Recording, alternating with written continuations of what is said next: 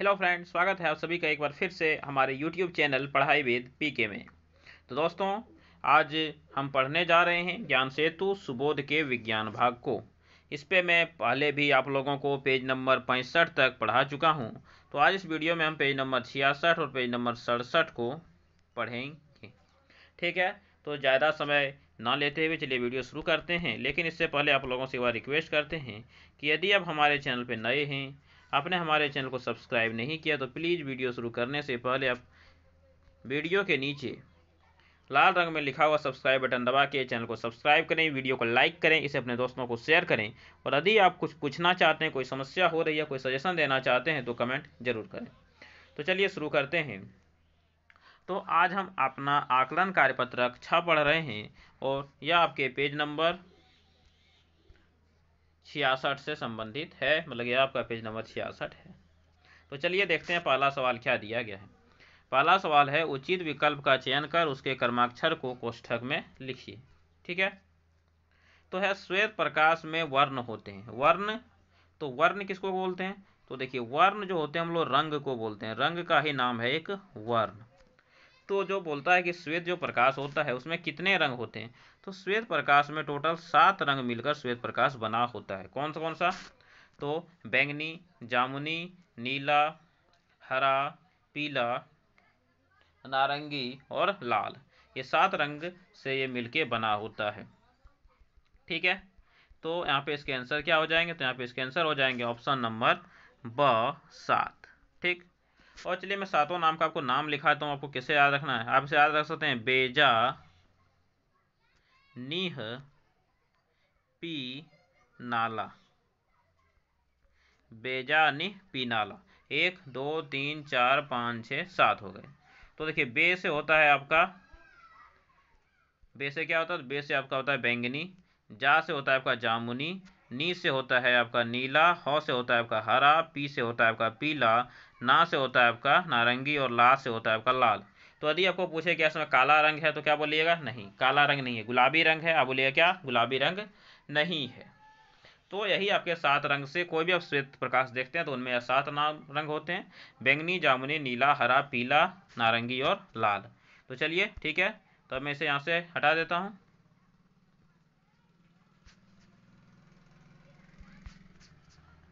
इसके लिए मुझे इसे बड़ा करना पड़ेगा।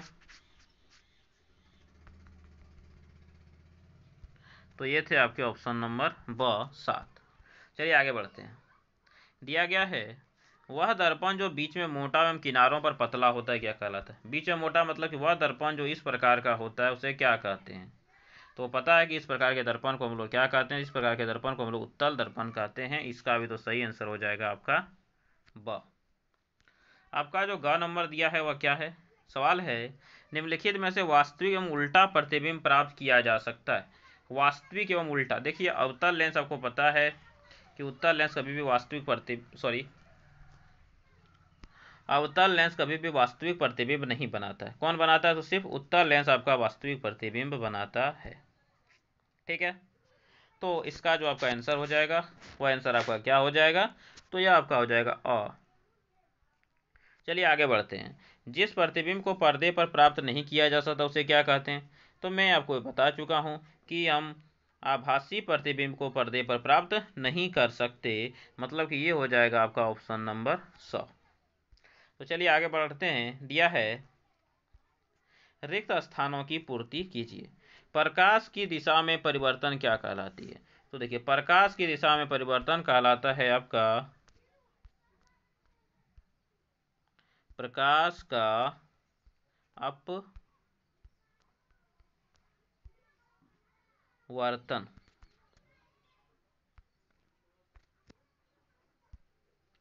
क्या कहलाता है? ये कहलाता है आपका प्रकाश का अपवर्तन।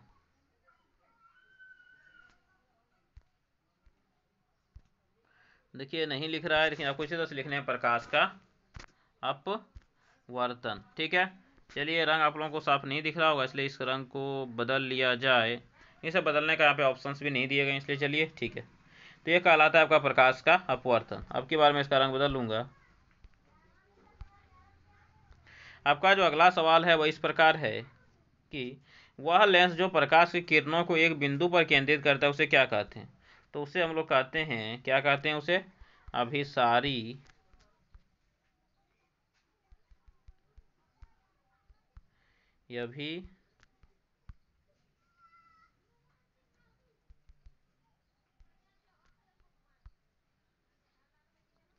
अभिसारी लेंस, क्या कहते हैं उसे? उसे हम लोग अभिसारी लेंस कहते हैं। तो ये हो गया इसका सही जवाब। अगला सवाल है, दंत चिकित्सक उपचार के लिए किस दर्पण का उपयोग करते हैं? तो मैं आपको कल भी बता चुका हूं कि दंत चिकित्सक उपचार के लिए किसका उपयोग करते हैं? तो अवतल दर्पण का उपयोग करते हैं। अवतल दर्पण का उपयोग वो लोग करते हैं। अगला सवाल दिया गया है, यदि प्रतिबिंब सदैव वस्तु के साइज का बने तो दर्पण कैसा होगा? तो देखिए, यदि प्रतिबिंब सदैव वस्तु के साइज का बने तो मैं आपको बता चुका हूँ ऐसा किस दर्पण में होता है? तो ऐसा केवल एक ही दर्पण में होता है, जिससे कि हम लोग कहते हैं समतल दर्पण। तो ऐसा केवल समतल दर्पण में ही होता है। तो ये हो गए आपके इसके सही जवाब। तो चलिए आगे चलते हैं। सवाल नंबर 3 दिया है कि मिलान कीजिए। चिकित्सकों द्वारा उपयोग, मैं अभी तुरंत आपको बताया, अवतल दर्पण का उपयोग करते हैं। किनारों पर पतला और बीच में मोटा, मैं बता चुका हूँ, उत्तल दर्पण को कहते हैं। टॉर्च, कार, स्कूटर के अग्रद्वीप में क्या होता है? तो अवतल दर्पण होते हैं, इनसे मिला लीजिए। किनारों पर मोटा और बीच में पतला क्या होता है? तो ये भी आपके अवतल दर्पण होते हैं।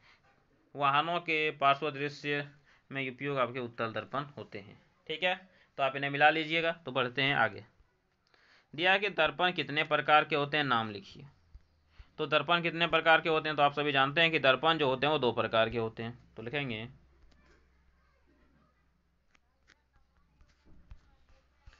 दर्पण 2 प्रकार के होते हैं। ठीक है, तो दर्पण जो होते हैं वो 2 प्रकार के होते हैं। तो जो आपका पहला है 1 नंबर,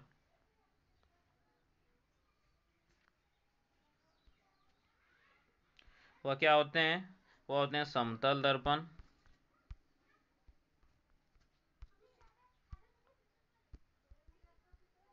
और जो आपके 2 नंबर हैं वो आपके होते हैं गोलीय दर्पण।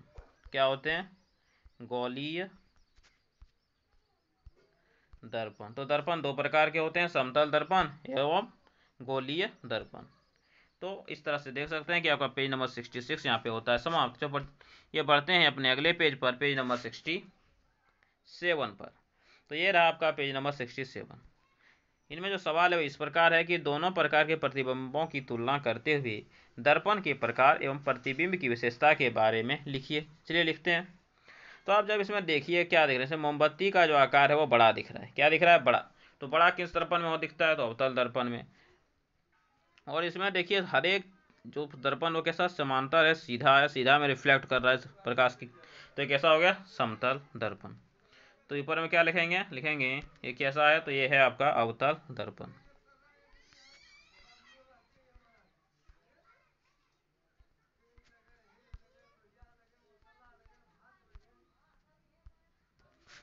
ये हो गया अवतल दर्पण। तो हम इसके गुण लिखने, तो क्या लिखेंगे?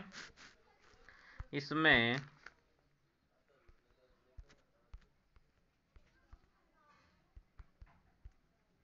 बिंब का आकार बड़ा होता है, इसमें प्रतिबिंब का आकार बड़ा होता है। और दूसरा जो होता है, इसमें क्या बनता है? इसमें प्रतिबिंब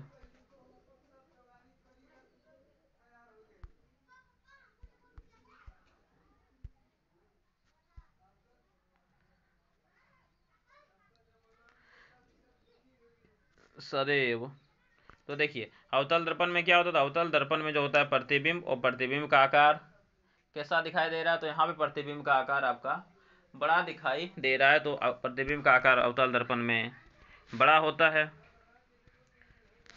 चलिए, और तो इसमें एक मैंने लिख दिया। कितने लिखने के लिए बोले गए हैं यहाँ पे आपको? लिखने के लिए करते हुए दर्पण के प्रकार एवं प्रतिबिंब की विशेषता। दर्पण के प्रकार हो गए और प्रतिबिंब की यहाँ पे मैंने विशेषता बता दी कि इसमें प्रतिबिंब का आकार कैसा होता है, बिल्कुल सही, इसमें प्रतिबिंब का आकार बड़ा होता है। चलिए अब इसके बारे में लिखते हैं। तो कैसा ये आपका समतल दर्पण है, तो लिखेंगे समतल दर्पण, और इसमें प्रतिबिंब का आकार बिंब के आकार के बराबर होता है। किसमें जो प्रतिबिंब का आकार है वो आपके बिंब के आकार के ही बराबर होता है। तो यहाँ पे मैंने दोनों के नाम और दोनों की विशेषता बता दी। चलिए आगे बढ़ते हैं। अगला जो 6 नंबर सवाल है, दिया उत्तल लेंस एवं अवतल दर्पण का दैनिक जीवन में कहाँ कहाँ उपयोग होता है, लिखिए। चलिए तो पहले लिखते हैं उत्तल लेंस के उपयोग।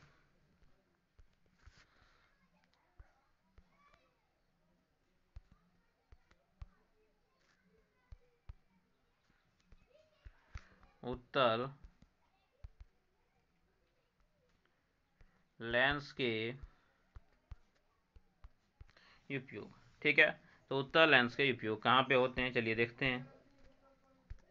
तो पहला जो होता है वो होता है दूरबीन बनाने में। आप लोग दूरबीन जानते हैं, दूर की चीज़ें जैसे दिखाई जाए उसे दूरबीन कहते हैं।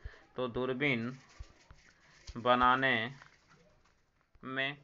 और कहाँ उपयोग होता है, तो जिसको दूर दृष्टि दोष होता है, दूर दृष्टि दोष को दूर करने में, दूर दृष्टि दोष को दूर करने में। और जो छोटे छोटे उपकरण होते हैं, आप लोगों ने घड़ी साजों को घड़ी बनाते हुए देखा होगा, तो क्या करते हैं अपने आँख के सामने एक लेंस रखते हैं, वो उत्तल लेंस होता है। तो छोटे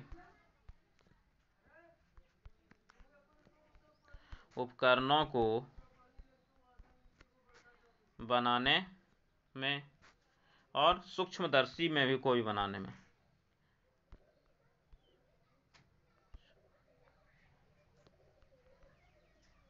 सूक्ष्मदर्शी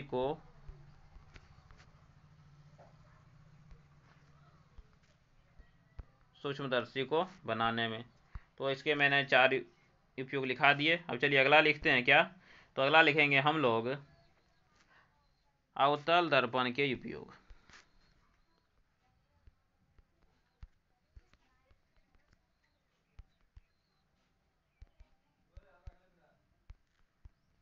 अवतल दर्पण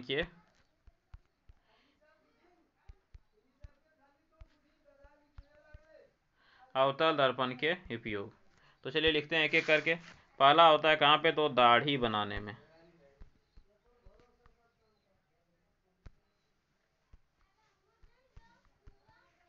दाढ़ी बनाने में। और कहाँ पे उपयोग होता है, तो आँख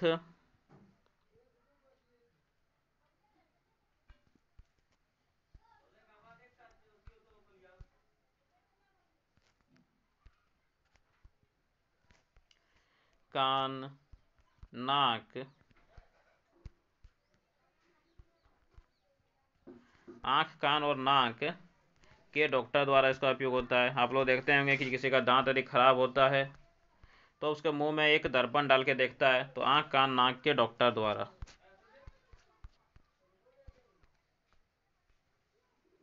और इसका अगला उपयोग होता है कहाँ, तो गाड़ी के हेडलाइट में।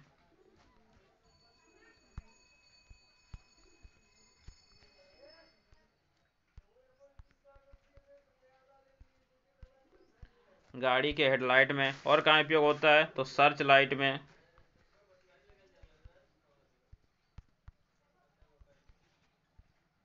सर्च लाइट में। और कहाँ उपयोग होता है, तो सोलर कुकर में।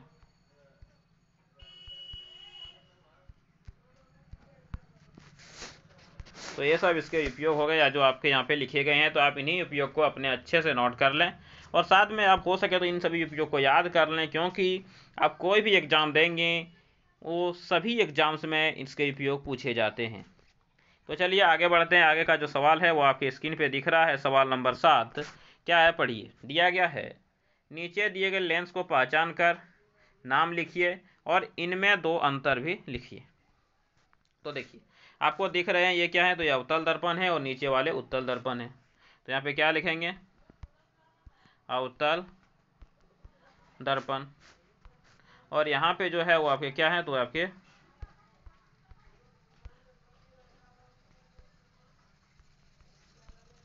ये आपके उत्तल दर्पण है। तो ये दोनों दर्पण के नाम लिख लिए।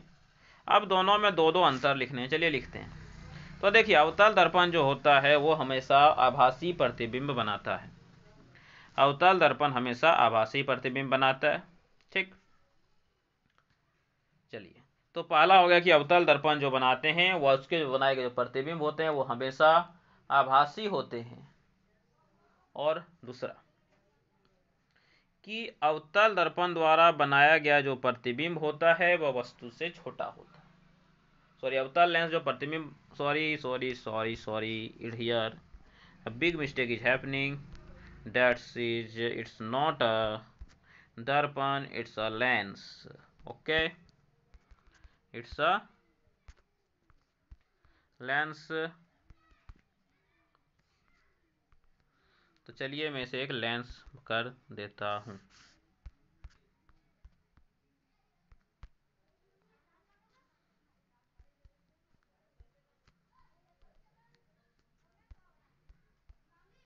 चलिए तो ये हो गए। अब चलिए इसके अंतर लिखते हैं। तो पहला हो जाएगा कि यह हमेशा आभासी प्रतिबिंब बनाता है,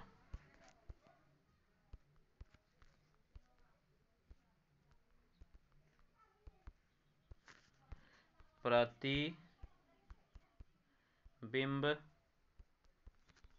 बनाता है, और साथ में यह क्या है, यह अपसारी लेंस है, यह एक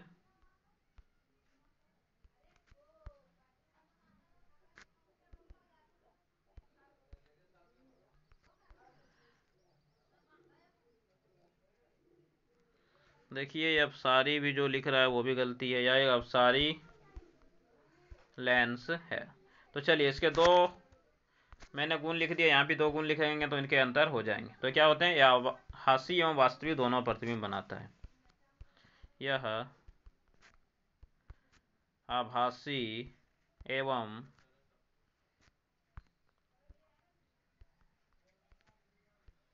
वास्तविक दोनों प्रतिबिंब बनाते हैं।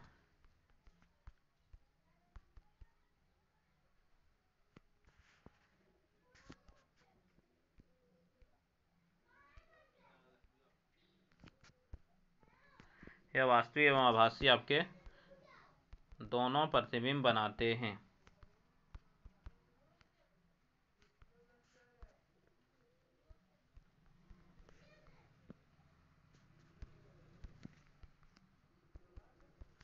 और दूसरा क्या हो जाएगा, यह एक अभिसारी लेंस है,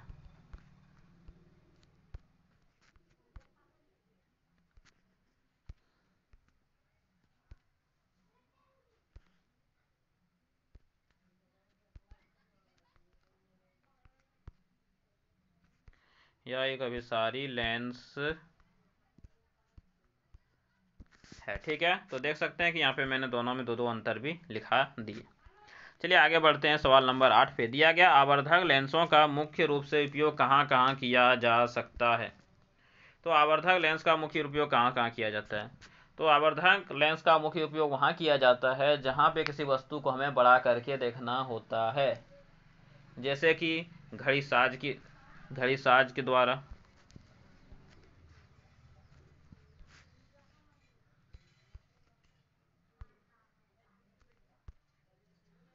घड़ी साज के द्वारा। और कहाँ इसका उपयोग किया जाता है, तो इसका और जो उपयोग किया जाता है आपका वह किया जाता है निकट दृष्टि दोष को दूर करने में।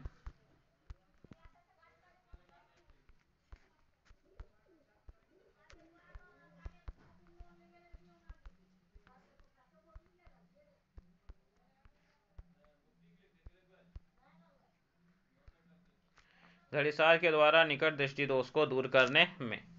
तो चलिए इनके यहाँ पे दो उपयोग बता दिए गए हैं, तो आप इसे यहाँ से नोट कर सकते हैं। तो चलिए इस तरह से आपका पेज नंबर 67 और पेज नंबर 66 दोनों होते हैं समाप्त। लेकिन वीडियो समाप्त करने से पहले एक बार आप लोगों से रिक्वेस्ट है कि यदि अभी तक आपने हमारे चैनल को सब्सक्राइब नहीं किया है, वीडियो को लाइक नहीं किया है, इसे अपने दोस्तों को शेयर नहीं किया है, और वीडियो कैसा लगा यदि आपने अभी तक कमेंट बॉक्स में कमेंट नहीं किया तो जल्द से जल्द करें, ताकि हम इसी तरह के और वीडियो लेके आएँ और या आप सब देखकर उनसे लाभ उठा सकें। तो चले मिलेंगे अगले वीडियो में, तब तक के लिए धन्यवाद। जय हिंद, वंदे मातरम।